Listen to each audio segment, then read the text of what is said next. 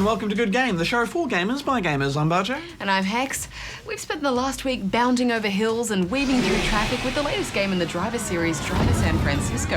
And we caught up with the series creator for a bit of a chat as well. We'll also be defending some towers in Toy Soldier's Cold War. And we'll delve into the dark, cold and foreboding world of the co-op shooter I Divine Cybermancy. Like Deus Ex last week, I features a hacking minigame, but do you know what the first game was to feature hacking as gameplay? We go backwards compatible to find out. But first, can you guess the game for this week? Oh no! Your car's rigged! Alright, Hex, I'm off to read the news.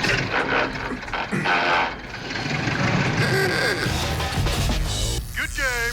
Peter Thiel, best known as the billionaire founder of PayPal, is attempting to create a floating country off America's west coast. The project was originally announced in 2008 and involves building a flotilla of oil rig-like cities, each capable of housing up to 270 people.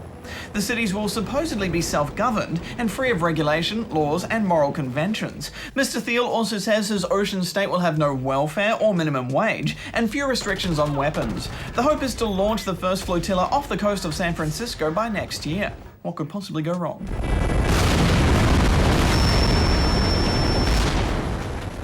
IBM has developed a prototype computer chip which is able to mimic the human brain. Known as cognitive computing chips, IBM believes the chips will be able to emulate the brain's abilities for perception, action, and cognition. This will allow for computers to learn through experiences, find correlations, create hypotheses, and remember and learn from the outcomes.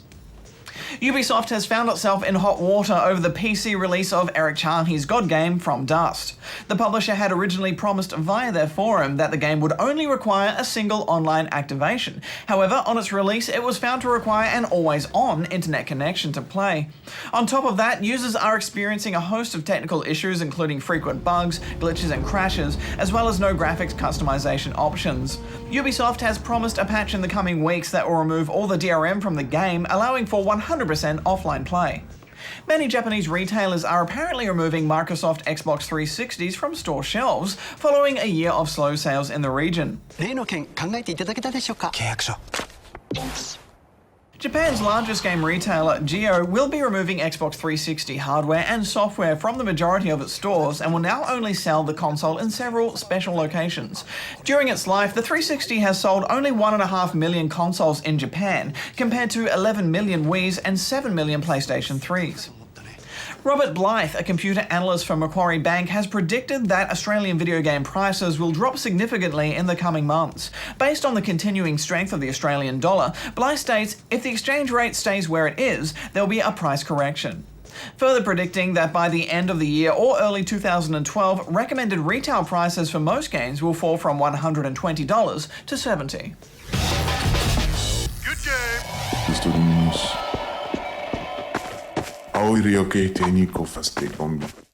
I Divine Cybermancy is a PC game based on a board game made by the same developer, Strum On Studio. It's not a big budget game and it was made by a small team, but it does have some interesting ideas. It's set in the year 2380.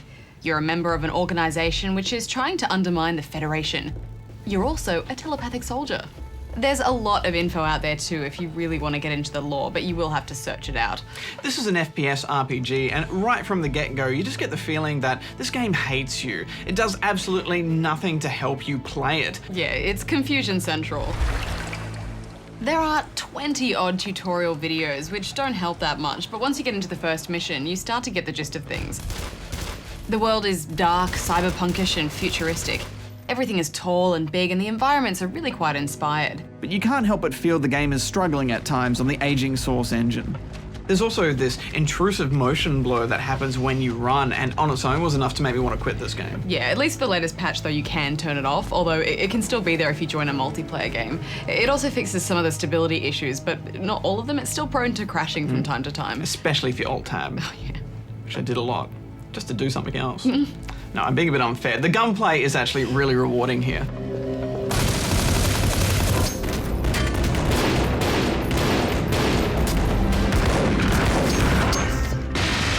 guns feel responsive, and you have to manage your inventory carefully, balancing space to loot with armor weight and also the weight of your weapons. It all affects your run speed.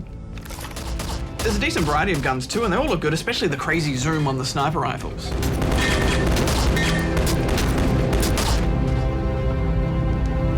The enemy AI is okay. They'll sometimes take a while to notice you, but they throw grenades to displace you constantly. There is a lot of threat in the missions too, because you only have so many resurrections before you have to restart the chapter, and you can't save at any time. I liked this, but I just hated not knowing when it was safe to quit out or not. Yeah, that drove me nuts. Also, the game warns that if you die, there may be permanent and lasting effects, although I never saw any. You also have psychic abilities, which you can buy as you progress, along with your standard character upgrades. I mainly just stuck to gunplay though, because it's just safer and less fiddly, and those menu interfaces are just terrible. Also, your psychic ability shares the same energy bar as sprinting, so I found it was always empty anyway. The worst menus are when you're talking to someone, because you'll click an answer or a response, and then the mouse will just go up the top, and you have to move it down, then back and forth. I didn't like that.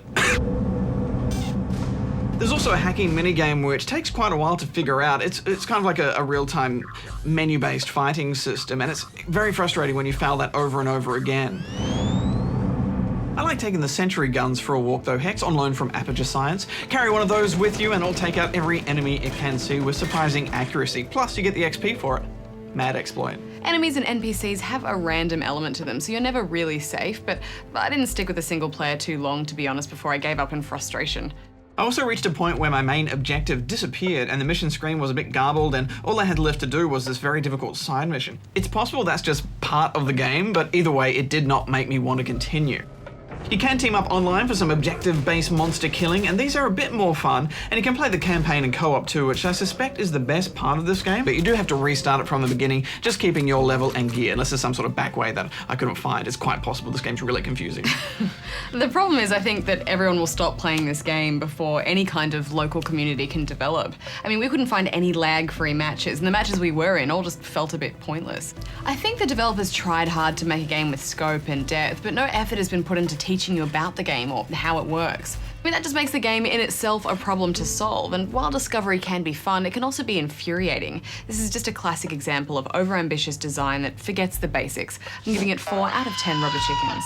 Yeah, I think we moved past some of this punishing design, there are just too many design problems here. At the end of the day, I just spent most of my time in this game walking from one point to another feeling lost, and that's not a good feeling, so I'm giving it 3 out of 10 rubber chickens. Good game. All right, time to answer some questions from the inbox. What you got for us, Hex? I've got one from Ryan here in Horsley Park. Come on. I was doing really good pretend typing as well. Hey, Good Game team, I have recently got Dead Rising 2. I've made every weapon but the lightsaber. Please tell me how to make it. You'll need to get a flashlight from some looters and then find some gems in a shop like Marriage Makers or Eternal Timepieces. Go to your nearest workbench, combine all the items, and voila. A very awesome sci-fi zombie slicer. Okay, well, let's move on to this one. It's imaginary screen from Quincy in South Australia. Dear Good Game, is there a place where you can contribute to solving the Trials HD riddle? No one online appears to know what the DNA sequence is, but having worked in a lab, I cross-referenced the sequence to the NCBI database and found the sequence is part of a human sodium channel protein, which is of course related to epilepsy and seizure disorders. And this is interesting as Da Vinci is noted to have had seizures. I'm sure someone involved in the riddle is watching this right now, so no doubt you've already contributed. But of course, if you want to join in on the discussion yourself, then the best spot is the Easter egg thread on their official forums. If you do a search for Red Link's Easter egg thread, then it should be the first result. Okay, well, let's move on to this one now from Civilized in Wheelers Hill, Victoria. Dear GG, I'm a huge fan of city building games. However, I prefer them to have a storyline or some sort of point to them, so SimCity is out of the question. Can you suggest a good city building game? Age of Empires and Settlers are all good and well, however, I'd prefer a game more based on building rather than battling. Barjo and Hex, you rock equally. Well, I think you might like the Tropico series. There isn't really a ton of story involved, but you get to play as the dictator of a bunch of small tropical islands. Each island has its own scenario and little story attached to it, but don't expect any giant arcing plot. But it's a surprisingly detailed city builder. Every citizen is an actual person who has to find a home, eat and work and go to church and hospital and all of that, so it's a good challenge to build efficient cities. The latest in the series, Tropico 4, is just around the corner though, so you might want to wait for our review of that before jumping in. But other than that, I'm actually struggling to think of any other options. The city building genre has been a bit stagnant recently, but please, if you have a good suggestion, then jump on the forums and let us know. Well, I think with that, that's all we have time for this week. If you've got any questions, then please jump on here and ask us. Ask away. And that's just ruined now. You've just destroyed the illusion. Good game. Now it's time to blast away a few little green men, and we're not talking about aliens, we're talking about toy soldiers.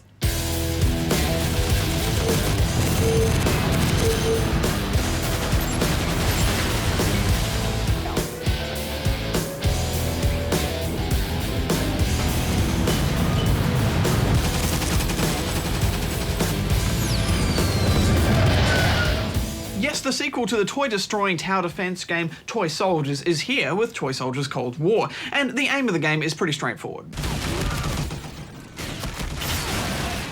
Protect your toy box from wave after wave of enemy soldiers, because if just 20 get in, it's all over. To stop that from happening, you'll be setting up gauntlets of machine gun, anti-tank and artillery turrets, and upgrading them and all that usual tower defensey stuff. But Toy Soldiers mixes things up by letting you jump in and take control of your turrets. Turrets are okay on their own, but it's much more effective to do it yourself. You can lay down fire where it's needed and even take direct control of missiles and artillery shells, which, for example, can help turn anti-tank turrets into anti-air.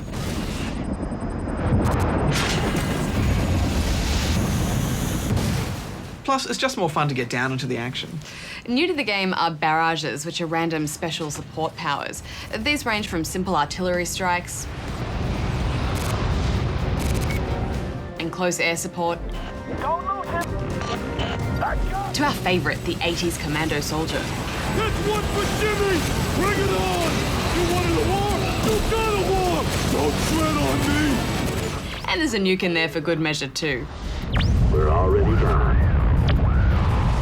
You can earn these by picking off special units with stars above their heads or just racking up a big kill multiplier. And every level has a tank or a helicopter or a jet that you can jump into to turn the tide of battle. They run on battery power, so you only get to use them for a minute or two before they blow up, and you have to wait for them to respawn. Cold War is so much more action-packed than the last one, which is great, but I think if you have experience with tower defense games, then you probably won't find this too difficult. I didn't lose my toy box once. You do still have to put up a decent fight though. I mean, it can get quite tough and you might find yourself struggling. There is a rewind option though that lets you jump back to any previous wave, so it's nice to know that if you fall on the last wave, then you won't have to replay the entire level. It's definitely useful if you haven't put the right defenses up for a particular wave, or if you're going for a perfect score and you just can't stand the thought of letting one soldier in. I thought the campaign was quite short though. It can be beaten in just 1 or 2 sittings. But once that's done, there's a few extra modes, including some shooting gallery mini-games and a survival mode.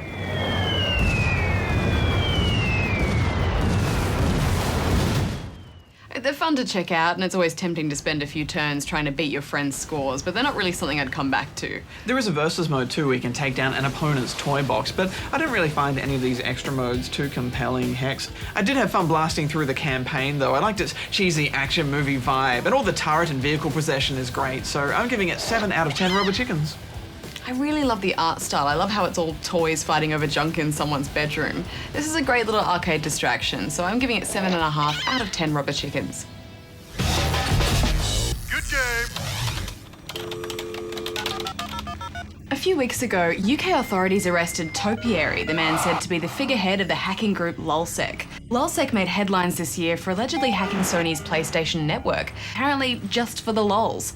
Whilst this was the first major cyber attack against gaming targets, it's far from the first time gamers have had to contend with hacking. In 1984, programmer Lee Christopherson created System 15000, the first game to fully simulate what it was like to hack into another computer system. It may look completely archaic to us now, but in these early days of PC gaming, this wasn't that much of a stretch from text adventuring. Tedious, but tense. A year later, players would be flung into a far more exciting world of high-tech companies, espionage, and magma-powered robots with the Activision game haxxor. haxxor starts mysteriously, with the player blindly trying to guess a password. A sudden system failure then puts you in control of a security robot deep down in secret tunnels within the Earth. haxxor is very information intensive, with security satellites frequently questioning you about the information you've collected during your game. Get the answers wrong and you're kicked out of the system. As games became more and more graphics driven, hacking gameplay would evolve to explore virtual reality and the digital alleyways of cyberpunk culture. The 1988 adventure Neuromancer, based on the William Gibson novel, was split between point-and-click puzzle solving and the 3D grid of cyberspace. Running attack programs and using skill chips to fight deadly AIs made it feel like we were peering into the future. A future where computer security systems had an unfriendly face. One of the most memorable games to hit the Super Nintendo was also one of the coolest cyberpunk adventures, 1993's Shadowrun. This Aussie-developed game put you in the shoes of the mercenary Shadowrunner Jake, who could use the cyber deck in his head to hack into the Matrix. Exploring the Matrix plays like a cyberpunk version of Minesweeper. Each time a tile is stepped on, the 8 surrounding tiles are scanned for intrusion countermeasures. You could either combat these countermeasures or try to avoid them, but like the Shadowrun pen and paper RPG, death inside the Matrix would result in the actual death of your character. Game over, man.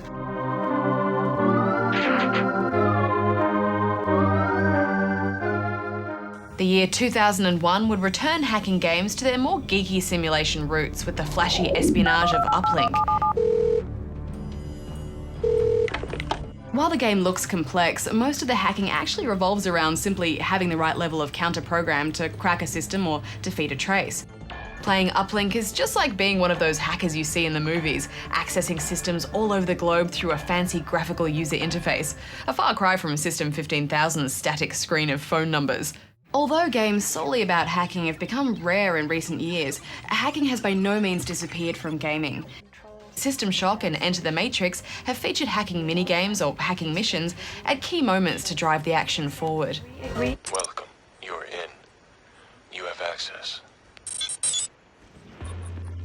The Bioshock games allowed the player to take control of security robots and turrets to turn the tables on your enemies, and Fallout's awesome code-breaking minigame grants you access to useful information and hidden rewards. But it's the Deus Ex games that exploit the skill of hacking in the most all-encompassing manner, with players being able to earn extra money and items, unlock new areas, and take control of enemy security systems to clear a path to your objectives. So, while we may not be taking on real-world targets, disrupting businesses, or invading anyone's privacy, gamers have still been hardcore hacking for the lols for a very long time. Now, to get back to hacking the Gibson.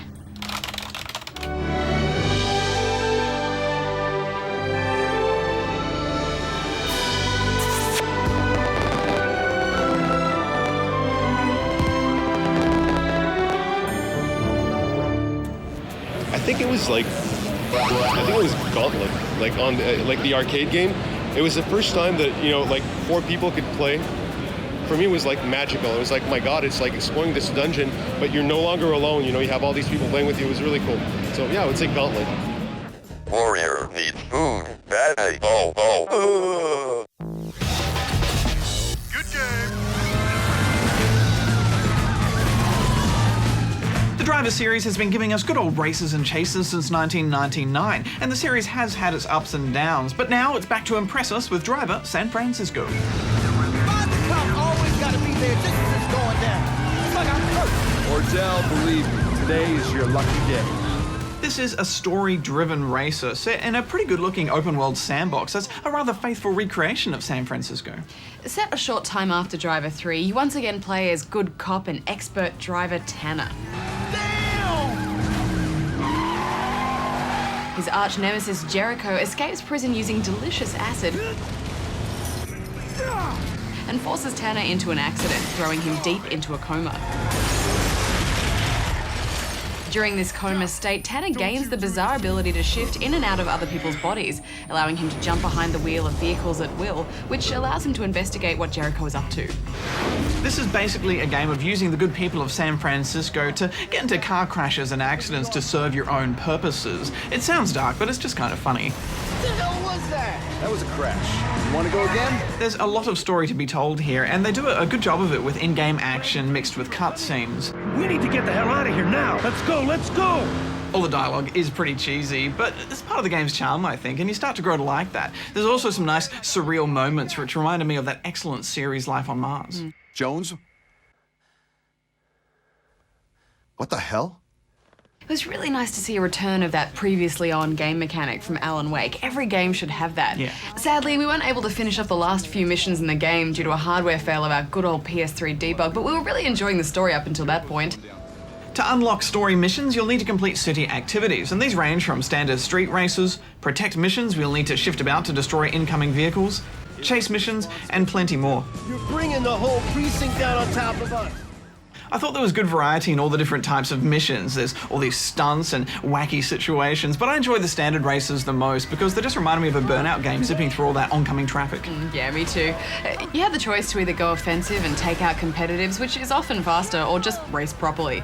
Basically, if you can't win one way, try the other. Either way, you need to get your original racing car over the lines. You can't just shift to another car that's right near the finish. Being in a coma, you have a few out-of-body abilities, such as a boost, which you use by pushing the left stick up. I quite like that, Hex, because you lose a bit of control when you push up on that stick, so you need to use the boost when you're on those straight and narrows. You can also ram vehicles, and it's quite thrilling lining them up. Side missions also unlock cars, which serve as more of a collecting thing, but it was good to see so many real-life models of cars, although I found it hard to get used to all the variety and handling. Yeah, me too. I think the drift it's arcadey and it works, but it doesn't have that wonderful finesse of something like Need for Speed Hot Pursuit, but it's not as wacky as Outrun, so I think it's somewhere in between. It's all about gently accelerating out of a turn, otherwise you'll just spin out. What did you think of the whole shift mechanic? Well, I mean, I like the freedom it gives you, especially when chasing or if you pull a bum steer. It also means you don't need to get in and out of cars and run around all the time if you total one. But I did find the big eyeball overlay slightly intrusive. Being able to shift at any time without much consequence does make you lose that sort of frantic pace of a good race, and it kind of broke the momentum and stress of things a bit. When other cars start shifting on you later in the campaign, it gets pretty nuts though. But where this teleporting mechanic really shines is in the multiplayer, which in my opinion is the best part of Driver San Francisco. Yeah, and there's a refreshing number of modes too. Capture the flag, a relay mode, a slipstream event where you need to stay in the tail lights of an AI-controlled vehicle, so you end up doing this conga line of cars or bashing to stay in line. It's pretty fun. The most fun though is this kind of reverse tag where you all just race and try and tag whoever is it, all while shifting from vehicle to vehicle to try and cut them off. Seeing AI-controlled cars get hit with lightning and become human-controlled, careening towards you is just exhilarating. There is also split screen, which once again we couldn't test out because our PS3 died. What I like most about this game is just how much stuff there is to do and how much you can do with friends. The world itself does feel quite rigid though. AI tends to drive on rails. You can't run over anyone, and that shouldn't really be a big deal, but it just looks wrong when you're riding the sidewalk and all the NPCs are just ice skating out of the way. And when your vehicle gets a lot of air, which happens a lot in the hilly streets of San Francisco, you'll occasionally hit a big invisible wall, so it just reminds you that the world doesn't really feel that free. Still, it's a good-looking open world, and it all runs very smooth, and I think if you take this online, you'll get a lot more out of it, so I'm giving it 7 out of 10 rubber chickens. Driver San Francisco isn't trying to be a racing game. It's a car chase sandbox type of thing with loads of variety and plenty to do. They do an excellent job with markers and yellow arrows to navigate you in the right direction, and also we should mention the soundtrack, which is rockin'. Good music always makes a car race just that much more intense and fun.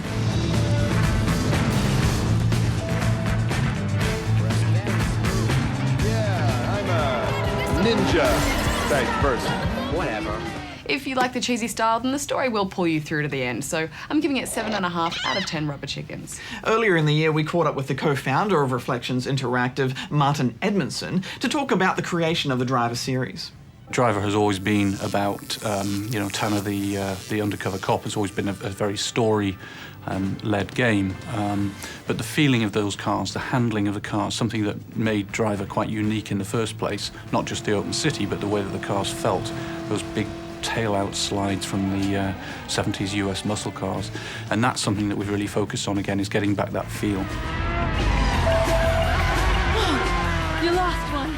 The on-foot sections that made their first appearance in Driver 2 was actually the first game to feature getting out of the cars and into new cars. And we used it very, very lightly in Driver 2. In Driver 3, we expanded it and brought in guns, and to be honest, we didn't get it completely finished. We didn't get it finished to a standard that we wanted to, anyway. We decided with Driver San Francisco we wanted something completely different. If we don't allow the player to get out of the car and walk around, which was a very deliberate decision, were we to lock the player in the car like Driver 1, you are very quickly limited with the type of missions that you can do. Essentially, you're locked in a car, you can be chasing, you can be chased, you can drive from A to B, you can smash into things, that you're very quickly limited. So the shift opens up a lot more possibilities. So it's been restrictive, and it's also given us a lot of freedom because of the specifics of the game design. I think one of the things that Reflections has always done is to be really quite unique. If you look at Destruction Derby, Stuntman, Driver itself, they all sort of, they don't follow a trend. They're quite unique.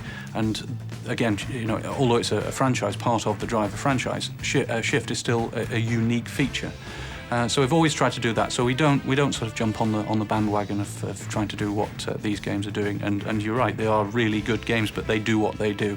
And I think Driver still is quite unique, even without the shift, in that it's the only game that really nails that, or even attempts really to nail that down street level Hollywood-style car chase.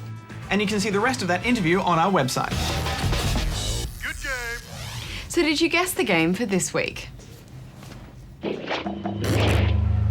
It was Destruction Derby, released in 1995 for the PlayStation 1. This racing smash-em-up is lovingly remembered for the way you could crash and crumple the cars. It was developed by Reflections, who would go on to create the Driver series. I think you'll find it's called Destruction Derby. Well, yes, it was Derby, but in the 14th century they actually changed it to Derby, and it's been pronounced that way ever since. I'm still calling it Derby. Bit of trivia. That game took ages to load. It took almost 20 times as long to load as the actual gameplay itself, but it was still awesome. Well, we have so many games to play for next week's show. We'll go back into the fray with those aliens in Resistance 3. I did like you said. I tried my best. My God. And we'll see if the zombie hunting action of Dead Island lives up to that fantastic trailer we saw all those months ago. Don't forget, this month we want your video rants in our Fanboys versus Haters debate on the Grand Theft Auto series. Just hop on over to the Good Game website to find out how to upload your vid. Until next week, gamers, Barjo out. Hex out. Just watch where you put that thing. It's really large and obtrusive.